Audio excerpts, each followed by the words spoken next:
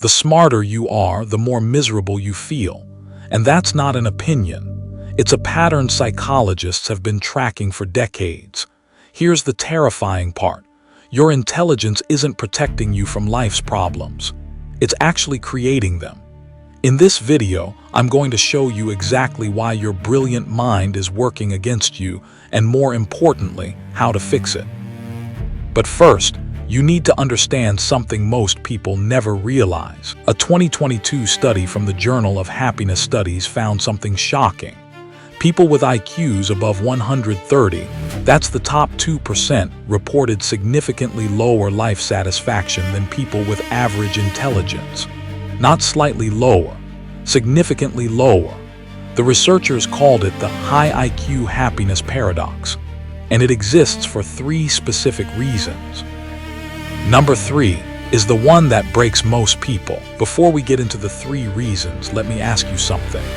Have you ever lain awake at 3 a.m., replaying a conversation from 3 years ago, analyzing every word, every pause, every possible meaning? Have you ever walked into a room full of people and immediately started calculating social dynamics, power structures, hidden agendas, while everyone else is just having fun? If yes, you're experiencing what psychologists call cognitive overextension.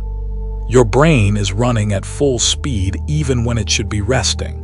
And that constant mental noise, it doesn't just tire you out. It literally rewires your brain for anxiety. Number 1, overthinking as a default setting. Here's the thing about highly intelligent people. They don't just think more, they think differently. A 2018 study from Yale University found that people with high IQs have significantly more active default mode networks. That's the part of your brain that stays active when you're not focused on a specific task. For most people, the default mode network daydreams.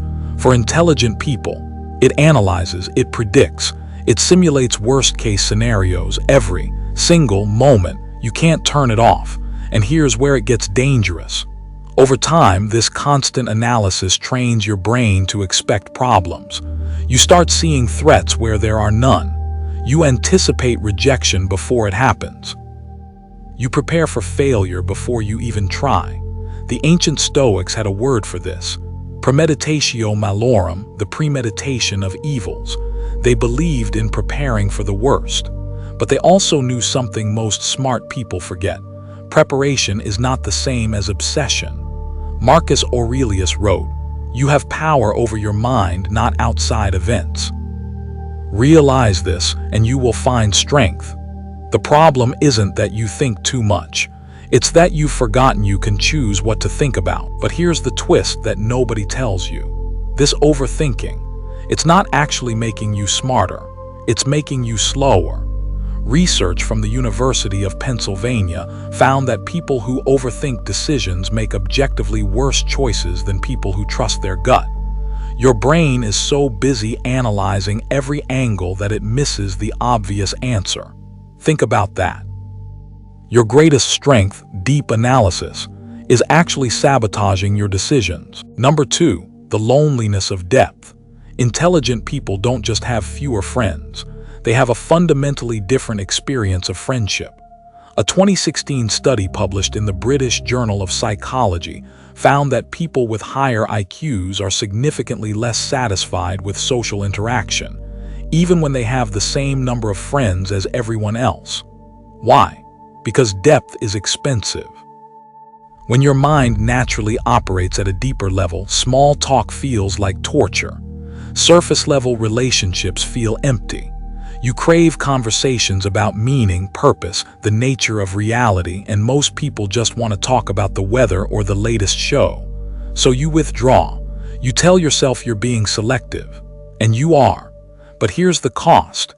Human beings are wired for connection. When you consistently choose depth over breadth, you end up with a small circle that feels meaningful but also fragile.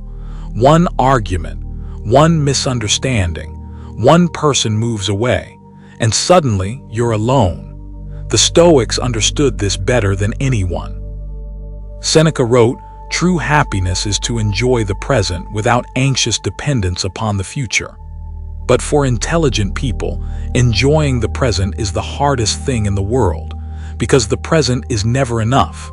There's always a deeper layer to analyze, always a future problem to solve, always a better conversation you could be having. Now I want you to pause for a second, because if you're watching this and thinking this is literally me, I need you to understand something. You're not broken, you're not too sensitive, you're not too much. Your brain is just operating on a different frequency. And the people who tell you to just stop overthinking don't understand that for you, stopping isn't a switch. It's a skill.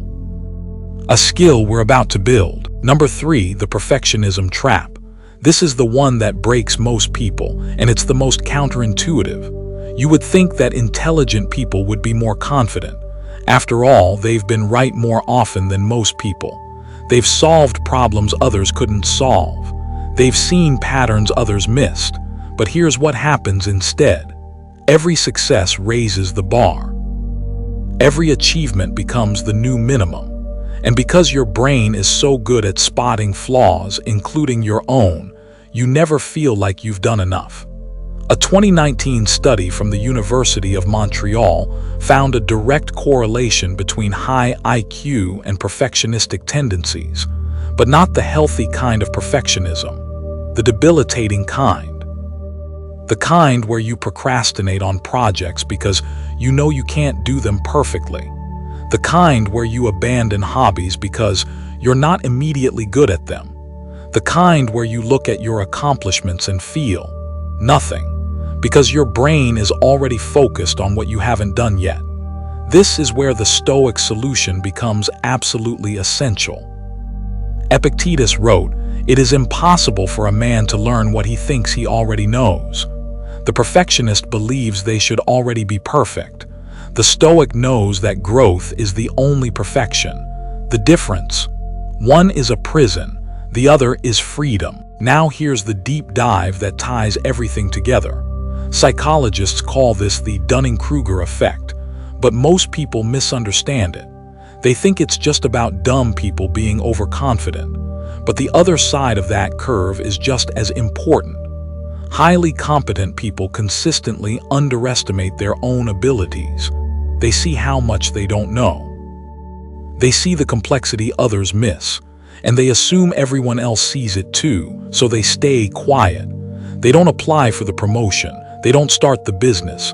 They don't ask the person out, because in their mind, they're not ready. They're not good enough. They're not perfect. Meanwhile, people with half their intelligence and twice their confidence are passing them by. This isn't just unfair. It's a tragedy, and it's happening to millions of intelligent people right now. But here's the reframe that changes everything. Your intelligence isn't the problem. The problem is that you've been using your intelligence as a weapon against yourself. You've been analyzing your flaws with the same intensity you analyze external problems. You've been predicting your own failure with the same precision you predict market trends. You've been preparing for your own destruction. And it's time to stop. The Stoics didn't reject intelligence. They rejected the misuse of intelligence. Marcus Aurelius didn't say, "Stop thinking." He said, "The happiness of your life depends upon the quality of your thoughts." Quality, not quantity, not intensity, quality. That means choosing which thoughts deserve your attention. That means recognizing when analysis becomes rumination. That means understanding that your mind is a tool, and you are the one who decides how to use it. So how do you actually fix this? Here are 3 practical steps, and I want you to write these down. Step 1, the 5-minute rule. When you catch yourself overthinking, set a 5-minute timer. You get 5 minutes to analyze, predict, and plan. When the timer goes off, you make a decision. Any decision. Because a mediocre decision made today is better than a perfect decision made never. Step 2, the depth budget. You get 3 deep conversations per week. That's it. The rest of your social time, let it be light, let it be silly, let it be meaningless, because not every interaction needs to be profound. Sometimes laughing at a stupid meme with a casual friend is exactly what your brain needs. Step 3. The 80% rule. Nothing you create needs to be perfect. It needs to be 80% good. Then you ship it. Then you improve it. Or you don't. Because here's the secret that perfectionists never learn. The world doesn't reward perfection. It rewards consistency. It rewards showing up. It rewards the person who publishes 80% videos instead of the person who never publishes their one perfect video. Now go back to the beginning of this video. Remember the study that said intelligent people are less happy? Here's the twist they didn't report. In that same study, the researchers found one group of highly intelligent people who were just as happy as everyone else, just as satisfied, just as fulfilled. What made them different? They had learned to direct their intelligence outward, toward problems they could solve, people they could help, causes they could advance, instead of inward, toward their own perceived inadequacies. They weren't less intelligent. They were less self-focused. And that single shift changed everything. For the next 7 days, I want you to try something. Every time you catch yourself overthinking, ask yourself, is this thought helping me solve a real problem, or is it just making me feel worse? If it's the second one, let it go. Not because it's wrong, but because it's not useful.